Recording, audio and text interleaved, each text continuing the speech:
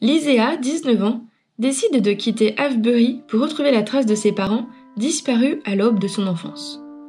Elle espère ainsi percer les mystères qui entourent ses origines et mieux appréhender ses étranges facultés.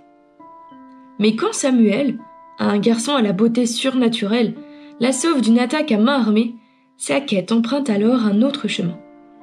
Samuel Harper n'est pas comme les autres garçons. Énigmatique et protecteur, il est bien déterminé à guider Lyséa vers son incroyable destinée. Rejoignez le cercle de Fort William aux côtés de Lyséa et Samuel pour découvrir qui sont ces êtres au pouvoir élémentaire qui préservent notre monde. Vous serez alors à la croisée des destins, au cœur d'une romance passionnée mais interdite. Aloha! Bienvenue sur le podcast Auto-Édition, je m'appelle Abby et je suis enchantée de vous retrouver pour une nouvelle chronique littéraire. C'est parti! Un peu d'eau, un petit peu d'air, un petit peu de... En fait, chaque élément finalement. Bienvenue dans cet univers où la magie flirte avec notre réalité et où tout un peuple aux capacités incroyables se cache aux yeux de notre monde.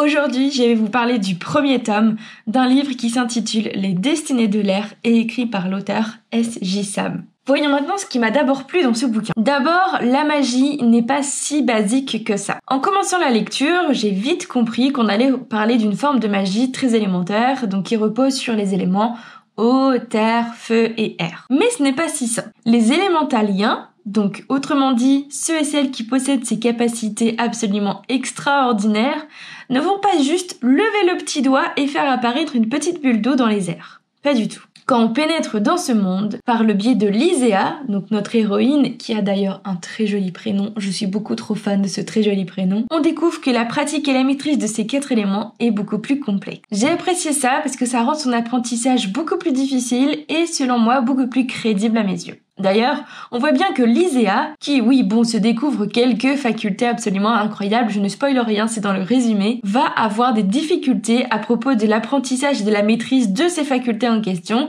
et d'ailleurs, vers la fin du livre, ne va pas être totalement maîtresse de ce qu'elle est en train de faire. J'ai beaucoup aimé voir cette évolution-là parce que ça veut dire que pour la suite, il va y avoir encore plus d'évolution à ce propos. Et j'ai hâte d'en savoir plus. Ce qui m'a également plu, c'est la romance. Alors oui, c'est moi qui dis ça. De base, je ne suis pas très fan de romance. Mais ici, il y a une bien belle et douce romance qui s'installe au cœur de cet univers très tumultueux. Ce n'est pas si facile au niveau de la mise en place. La toute première rencontre est absolument très chouette. J'ai beaucoup aimé la façon dont l'auteur S.J. Sam va nous la raconter justement.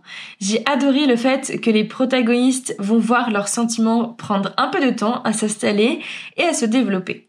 On a largement du coup de ce fait le temps d'apprendre à connaître aussi bien Lyséa que son futur amoureux.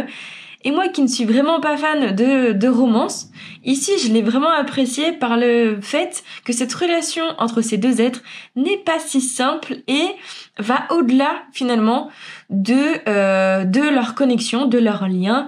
C'est bien plus important, c'est bien vraiment beaucoup plus prenant, beaucoup plus imposant, ça va au-delà de leurs deux êtres. Autre chose qui m'a plu aussi, ce sont les mantras. Alors, sans trop vous en dire, sachez que les élémentaliens vont pouvoir se lier en quelque sorte à des animaux géants. Je ne vous en dis pas plus, je ne vous dis pas comment ni pourquoi, sinon ça s'appelle spoiler, et spoiler, c'est direction le bûcher. En tout cas, on appelle ces animaux-là des mantras. Déjà, j'ai beaucoup aimé aussi bien leur nom, aussi bien leur histoire, aussi bien leur origine dans ce roman.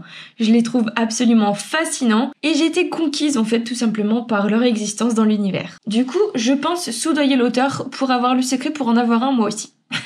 Autre chose qui m'a beaucoup plu dans ce roman, c'est qu'on rencontre le méchant avant même de savoir que c'est lui le gros méchant de l'histoire. Alors, je fais un très grand raccourci, mais vous avez l'idée. J'ai beaucoup aimé m'en rendre compte. Ça fait un peu peur, mais c'était plutôt chouette. Je trouve que l'histoire du méchant n'est pas assez développée, que ce soit dans d'autres bouquins ou dans celui-ci. C'est un peu frustrant, j'aurais bien aimé en savoir plus, mais on en apprend juste assez, on le rencontre juste assez pour comprendre que c'est quelqu'un de très pourri et comprendre que ses intérêts ne sont pas absolument très sympathiques. Voilà. J'ai beaucoup aimé avoir eu cette espèce d'aperçu là sur le méchant de l'histoire. Et une toute petite dernière chose qui m'a vraiment plu dans ce roman, c'est la scène de fin qui est un écho à la première page en fait du livre, et j'ai pris plaisir à retourner au tout début pour la relire et m'en imprégner davantage. Alors il y a bien un petit truc qui m'a un peu déplu. On suit l'histoire de Lyséa qui, étant en pleine crise identitaire, va se retrouver propulsée dans tout ce nouveau monde, dans tout cet univers magique d'un seul coup, auquel elle a finalement toujours appartenu, on va se rendre compte en même temps qu'elle. Par contre, quid de son ancienne vie? Peut-être qu'une fois ou deux, elle a passé un petit coup de fil comme ça à ses grands-parents, qui est sa toute seule famille qui lui reste, ou à sa plus proche amie, mais c'est tout. Enfin, je veux bien que quand tu te lances dans une nouvelle aventure, tu es complètement absorbé par ce qui t'arrive, par les événements, tout va très vite, tu es vraiment obnubilé par tout cet univers absolument incroyable qui est à milieu de ta propre réalité, qui est beaucoup plus basique que ça. Mais de là à oublier le reste de ta famille... Ouais, j'ai pas été convaincue. Je me dis peut-être que c'est davantage abordé, davantage détaillé, ça a davantage d'importance dans la suite. Peut-être. Mais en attendant, je trouvais que là, c'était très light dans son premier tome. Et je trouvais ça un peu gros, un peu dommage. C'est comme si toute cette nouvelle vie, finalement, va éclipser toute son ancienne vie. Et c'est pas très sympa pour le reste de son entourage, en fait.